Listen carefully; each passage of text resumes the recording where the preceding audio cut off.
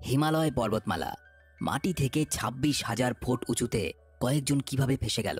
শুধু তাই নয়, সেই সাথে অত উঁচুতে বিধ্বংসী তুষার ঝড়, এতটাই দুর্গম পাহাড়ি জায়গা যেখানে নিঃশ্বাস নেওয়ার জন্য প্রয়োজনীয় অক্সিজেনও খুবই কম। বাঁচতে পারবে ওরা? এমন কিছু ঘটনা হয়েছিল ওদের সাথে ওখানে যেটা কল্পনার অতীত। আজকের মুভি ভার্টিক্যাল লিমিট। মুভি শুরু হয় একটা বিশাল পাহাড়ে, যেখানে কিছু মানুষ সেই পর্বতটাকে অতিক্রম করার চেষ্টা করছিল। এই সময় পর্বত আরোহীদের একটু ভুলের জন্য একের পর এক মানুষ আচমকা পাহাড় থেকে পড়তে থাকে। সেখানেই দেখা যায় একটা পরিবারকে, যেখানে একজন বাবা তার ছেলে এবং মেয়ের প্রাণ বাঁচানোর জন্য নিজের প্রাণ বিসর্জন দেন। তার ছেলে, মেয়ে এবং তিনি যেহেতু একই দড়িতে ঝুলছিলেন, তাই তিনি তার ছেলেকে বলেন দড়ির নিচের অংশটা কেটে ফেলতে, কারণ এই দড়িটাতে এতগুলো মানুষ ঝুলছিল বলে যে কোনো সময় দড়িটা ছিঁড়ে যেতে পারে। তাই তিনি চেয়েছিলেন যাতে তিনি নিজে পড়ে যান এবং দড়ির ওপরে থাকা অতিরিক্ত ওজন কমে যাওয়ায় তার ছেলে মেয়ে প্রাণে বেঁচে যায়।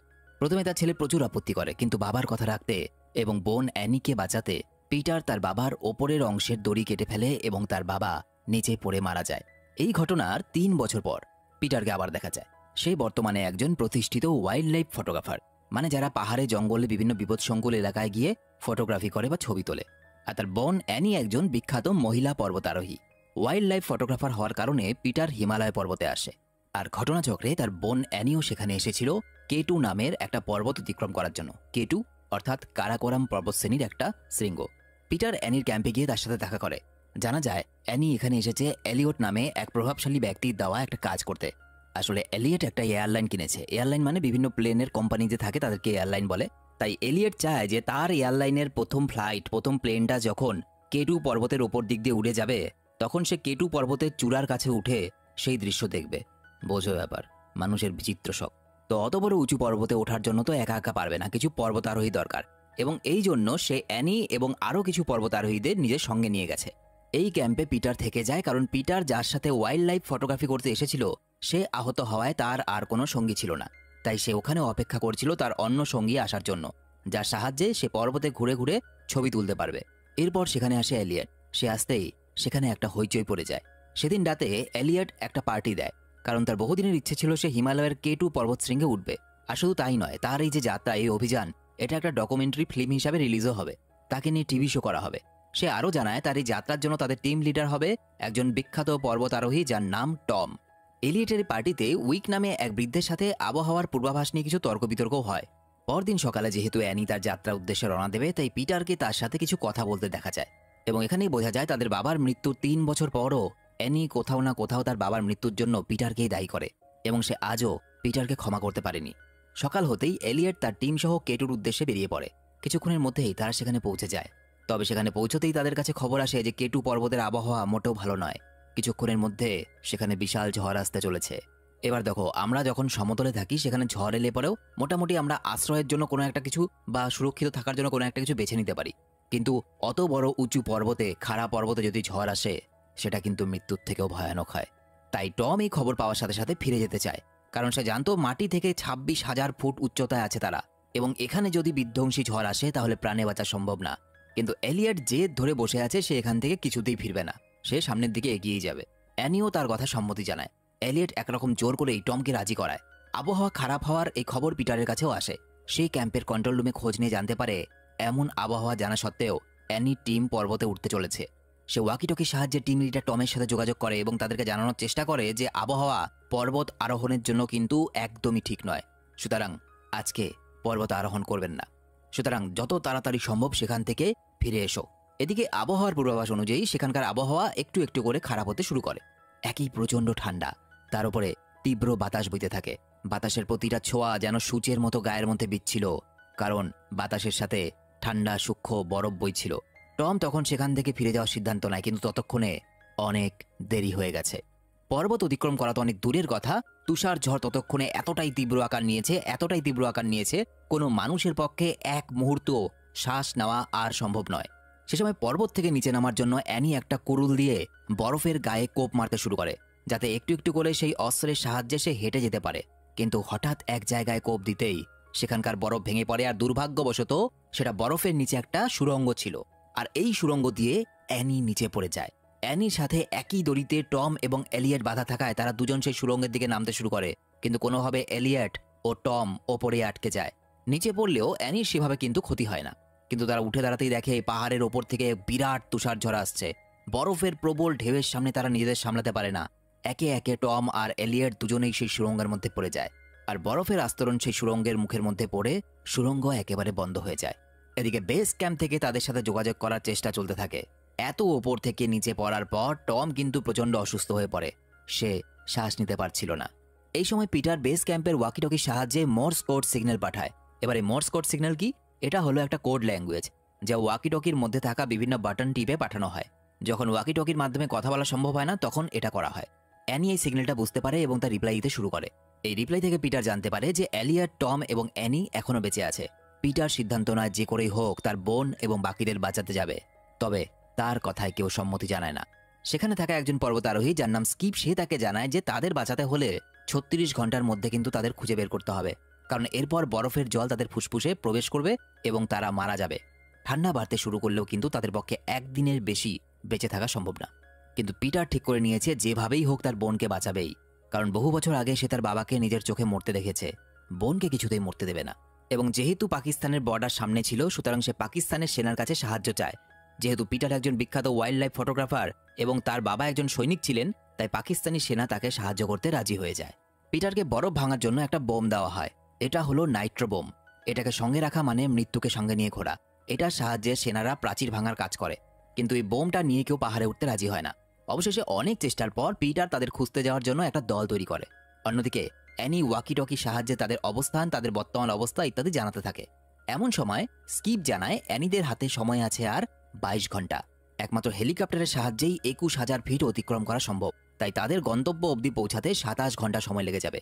অন্যদিকে দেখা যায় অ্যানিরা কোনো রকমে নিজেদেরকে বাঁচিয়ে রাখার চেষ্টা করছে। স্কিপ জানায় এই সময় তাদেরকে একমাত্র একজনই বাঁচাতে পারবে, সে হলো উইক, কারণ সে সবচেয়ে কম সময়ে কঠিন থেকে কঠিন পর্বত অতিক্রম করার রেকর্ড আছে তার। আর এটা হলো সেই বৃদ্ধ যাকে পার্টিতে এলিয়টের সঙ্গে তর্ক বিতর্ক করতে দেখা গিয়েছিল। এখানে জানা যায় যে 4 বছর আগে ওই একই জায়গায় একটা ভয়ঙ্কর ঝড় এসেছিল। এই ঝড়ে একটা আমেরিকান পর্বতারোহীর টিম সম্পূর্ণ শেষ হয়ে গিয়েছিল, যেখানে উইক এবং তার স্ত্রীও ছিল। তখন সেই ভয়ঙ্কর পরিস্থিতিতে সে তার স্ত্রীকে বাঁচাতে সেখানে গিয়েছিল, যদিও সে তাকে পায়নি। কিন্তু ওই ঠান্ডায় তার পায়ের আঙ্গুল গলে যাওয়ার পরও সে 3 জন মানুষকে সেখান থেকে বাঁচিয়ে নিয়ে এসেছিল। আর এখনও উইক সবসময় সেই এলাকাতেই থাকে। সে আজও তার স্ত্রীর মৃতদেহ সেখানে খুঁজে বেড়ায়। পিটার ঠিক করে সে তাকে তার সঙ্গে নেবে। পিটার তার টিম নিয়ে গন্তব্যের দিকে রওনা হয়। এরপর পিটার এবং তার দল উইকের কাছে গিয়ে অনেক কষ্টে তাকে রাজি করায় এবং তারা গন্তব্যের উদ্দেশ্যে রওনা দেয়। কিন্তু উইক স্কিপকে সাথে নেয় না, সে নিজের টিম লিডার হয়ে যায়। আর 2 জন করে সদস্য ভাগ করে 3টে দল তৈরি করে। কেটু পর্বতের কিছুটা কাছাকাছি পৌঁছতেই তাদের হেলিকপ্টারের সমস্যা দেখা দিতে শুরু করে, কারণ সেখানকার আবহাওয়া তখন এতটাই খারাপ ছিল যে হেলিকপ্টারের পক্ষে আর উঁচুতে যাওয়া সম্ভব ছিল না। তুষার ঝড়ের দাপটে হেলিকপ্টার স্থিরই হতে পারছিল না। যত তাড়াতাড়ি সম্ভব তারা একে একে হেলিকপ্টার থেকে নামার চেষ্টা করছিল। একই হেলিকপ্টারটা ল্যান্ড করতে পারেনি, তার উপরে প্রচণ্ড তুষার ঝড়। যেখানে একজন মানুষের পক্ষে দাঁড়িয়ে থাকা অসম্ভব, সেখানে আকাশে ভাসমান হেলিকপ্টারের থেকে লাফিয়ে চূড়ায় নামাটা মৃত্যুর সাথে পাঞ্জা লড়ার থেকে কোনো অংশে কম ছিল না। এরপর সবাই তাদের গন্তব্যের দিকে এগিয়ে যেতে থাকে। উইকের কথা মতো 2 জন করে দলে বিভক্ত হয়ে নিজেদের মতো এগিয়ে যেতে থাকে। অন্যদিকে সেই পাহাড়ের সুড়ঙ্গে থাকা 3 জনের মধ্যে টমের অবস্থা কিন্তু খুব খারাপ হতে থাকে। কিন্তু এলিয়ট সেখানে স্বার্থপরের মতো নিজের কথাই ভাবছিল। যে এলিয়টের পাগলামি শখ পূরণ করার জন্য আজ অ্যানি, টম এত বড় বিপদে পড়েছে, সেখানে তাদের কথা না চিন্তা করে সে নিজের কথাই ভাবছিল। এদিকে উইক ও পিটার দুজনে একসাথে পাহাড়ে চড়তে থাকে। বর্তমানে তাদের হাতে আর 14 ঘন্টা সময় ছিল। উইকের কথা পিটার বুঝতে পারে, কিছু তো একটা আছে যেটার জন্য উইক এলিয়টের শত্রু হয়ে উঠেছে, কিন্তু সেটা কি তা পিটার জানত না। অন্যদিকে উদ্ধারকারী পর্বতারোহীদের দলের মধ্যে একটা দল বিপদে পড়ে। সেই দলের এক সদস্যের একটু ভুলের জন্য সে পাহাড়ের খাদে গিয়ে পড়ে। তাকে বাঁচাতে যায় তার এক সাথী এবং তারা দুজনেই বরফের টুকরো ভেঙে খাদে ঝুলতে থাকে। খাদ থেকে উপরে ওঠার চেষ্টা করতে গেলে তাদের ব্যাগ থেকে ভয়ঙ্কর সেই নাইট্রো বোমটা, যেটা তার সাথে এনেছিল, খাদে পড়ে যায়। আর সেই সাথে ভয়ঙ্কর বোমের বিস্ফোরণের ফলে বরফ ভেঙে 2 সঙ্গীর ওপরেই পড়ে। সৌভাগ্যবশত প্রথমবারে এই বরফের ধাক্কায় তাদের কিছু হয় না, উল্টো তাদের একজন খাদের উপরে উঠে আসে। আর সে নিশ্চিত হয়ে যায় যে এবারের মতো বোধহয় বিপদ কাটল, কিন্তু সে ভুল ভেবেছিল। সেই সময় খাদের ওপর থেকে এক ভয়ঙ্কর তুষার ঢেউ এসে এক ধাক্কায় তাকে পাহাড়ের খাদে নিয়ে যায়, আর সেখানেই তার মৃত্যু হয়। কিন্তু তার অপর সঙ্গী, যার নাম মনিকিউ, সে বেঁচে ছিল আর সে পিটারের কাছে ফিরে যায়। উল্টো দিকে সুড়ঙ্গের ভেতরে সেই 3 জন পর্বতারোহীর জীবন প্রতিনিয়ত কঠিন হতে থাকে। ভেঙে পড়া বরফ এবং প্রচণ্ড ঠান্ডা এই সব কিছু তাদেরকে দুর্বল করতে থাকে। সেই সময় ক্যাম্প থেকে খবর আসে ওই নাইট্রো বোমের ওপরে সূর্যের আলো পড়লে সেটা কিন্তু যে কোনো মুহূর্তে ফেটে যেতে পারে। এমনই একটা দুর্ঘটনা কিন্তু সেনাদের ক্যাম্পেও ঘটে গেছে। এটা শোনার পর উইক ও পিটার সেই নাইট্রো বোমটাকে ছাওয়ায় নিয়ে যায়। তাদের সাথেও একটা নাইট্রো বোম ছিল, কিন্তু তাদের অন্য একটা দল এই বিষয়ে কিছুই জানতো না। পিটার তাদেরকে এই বিষয়ে জানিয়ে দেয়, কিন্তু তাদের নাইট্রো বোমকে ছাওয়ায় নিয়ে যাওয়ার আগেই সেই বোম থেকে এক ধরনের তরল পদার্থ বাইরে বেরিয়ে আসে, যা কিছুক্ষণ পর বিস্ফোরণ ঘটায় এবং তাদের দলের আরও 2 সদস্যের প্রাণ কেড়ে নেয়। কিছু বুঝে ওঠার আগেই তাদের জীবন শেষ হয়ে যায়। এখন তারা 3 জন সদস্যই অবশিষ্ট থেকে যায়, উইক, পিটার এবং মনিকিউ। আর তাদের কাছে থেকে যায় শেষ একটাই নাইট্রো বোম। এদিকে বারবার একটা একটা করে নাইট্রো বোম বিস্ফোরণ হওয়ার প্রভাব সেই পাহাড়ের সুড়ঙ্গের ওপরে পড়ছিল এবং অসংখ্য বরফের ছোট বড় টুকরো টম, অ্যানি এবং এলিয়টের গায়ে গিয়ে পড়ছিল। অন্যদিকে দ্বিতীয় নাইট্রো বোমটা বিস্ফোরণ হওয়ার পর একটা লাশ বরফের আস্তরণের ভেতর থেকে বাইরে বেরিয়ে আসে। এই লাশটা কার ছিল জানো? এই লাশটা ছিল উইকের স্ত্রীর। 4 বছর আগে ঘটে যাওয়া তুষার ঝড়ে তার স্ত্রী, যাকে কিনা সে পাগলের মতো প্রতিদিন খুঁজত, তার লাশ 4 বছর পর সে পেয়েছে। এবং লাশটা এই কারণে এখনো অক্ষত আছে কারণ এখানকার তাপমাত্রা মাইনাসে চলে, সুতরাং বরফের মধ্যে এবং বরফের ভেতরে এই লাশটা এতদিন ধরে ছিল। আর এটাও জানা যায় যে 4 বছর আগে ওই তুষার ঝড়ের কবলে পড়া পর্বত আরোহীদের সঙ্গে এলিয়টও এসেছিল। আর সেই ঝড়ের কবলে পড়ার পর কিছু মানুষ মারা গেলেও সেখানে কিছু মানুষ বেঁচেও ছিল। তাদের মধ্যে একজন ছিল উইকের স্ত্রী, আর একজন ছিল এলিয়ট। এলিয়ট নিজের প্রাণ বাঁচানোর জন্য উইকের স্ত্রীকে একটা বিশেষ ওষুধ নিতে দেয়নি। সেই ওষুধটা নিলে তার স্ত্রী আরও কিছুদিন শ্বাস নিয়ে বেঁচে থাকতে পারত। এলিয়ট নিজের প্রাণ বাঁচানোর জন্য স্বার্থপরের মতো সেই ওষুধটা শুধু নিজের জন্যই ব্যবহার করেছিল। এই জন্যই উইক তার স্ত্রীর মৃত্যুর প্রতিশোধ নিতে চায়। এরপর রাতে অ্যানি তার ভাই পিটারের সঙ্গে যোগাযোগ করে। ধীরে ধীরে সময় একদম কমে আসছিল, আর সেই সঙ্গে কমে যাচ্ছিল অ্যানি আর টমের প্রাণ শক্তি। অ্যানি পিটারকে বলে তার হাতে আর বেশিক্ষণ সময় নেই, বড়জোর 1 কি 2 ঘন্টা, তাই তারা যেন প্রাণের ঝুঁকি নিয়ে এত দূর না আসে, কারণ পিটার এখনও কম করে 5 ঘন্টার দূরত্বে আছে। তার পক্ষে এত তাড়াতাড়ি এই দুর্গম পথ অতিক্রম করা সম্ভব হবে না, আর সম্ভব হলেও তাকে প্রাণ হারাতে হবে। তাই অ্যানি তার ভাইকে ফিরে যেতে বলে, কিন্তু পিটার হাল ছাড়ে না। সে যথাসাধ্য চেষ্টা করে তার বোনের কাছে পৌঁছানোর। এদিকে টমের শারীরিক দুর্বলতার সুযোগ নিয়ে এলিয়ট তাকে শ্বাসরোধ করে তার বুকে ইঞ্জেকশনের সিরিজ বিধিয়ে তাকে মেরে ফেলে।